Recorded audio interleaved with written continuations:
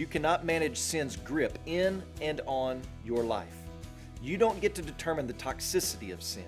You don't have the ability to control how much poison sin brings into your life. Eve thought she could manage it, and it cost her everything. So you definitely won't be able to get away with it. I'm talking about the big things like pornography, adultery, addictions, and the little things such as planting a less than true thought in someone else's mind in order to make yourself look good. I'm talking about the little disobediences that we easily justify and think we can contain and supervise. The top dogs of the Philistines come to Delilah. Samson is a national nuisance now, and they know he has a thing for her. So they offer her a sizable amount of money, some 5,500 shekels of silver. This is more than 3 times the weight of the gold that Gideon retained after a victory in war. This amount of money would set Delilah for life, giving her riches and power and influence for the rest of her days. So she set out to get Samson to tell her the source of his strength. And as we read this story, we find ourselves shouting at the pages, "Samson, don't tell her. She's out to get you." Does Samson know what she's up to? Well, if he didn't figure it out the first time, then surely he caught on the second and the third times. Of course he knew what she was doing. But remember, Samson thought he was powerful enough in and of himself to manage this thing. He liked toying with her and playing games with her. He enjoyed the excitement of it all. It was a big game to him, after all. He was invincible, or so he thought. But then she turns on the charm. Look at what she says in chapter 16, verse 15.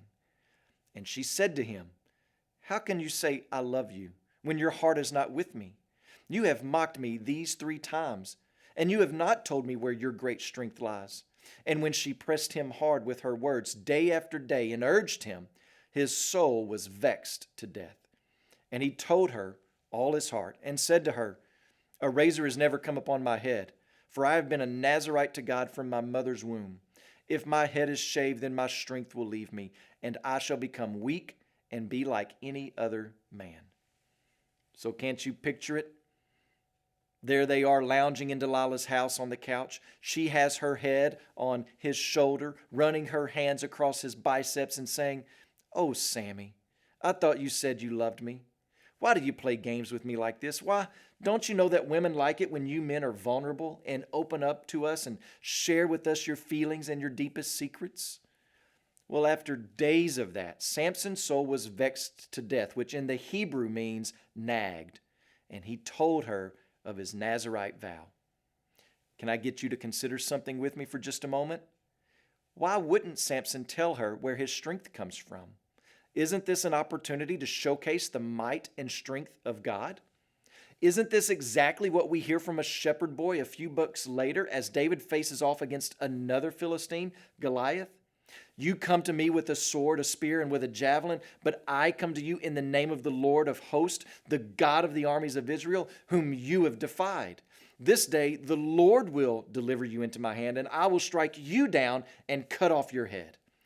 But here in Judges, Samson likes the attention this strength brings him, not God. And when you're trying to manage your own sin, the glory and the fame and the power of God is usually not what you want to talk about. You cannot manage your sin. John Owen said it this way: "Be killing sin, or it will be killing you." Today, please pray for Yairo Bonilla and his family, our missionaries in Costa Rica.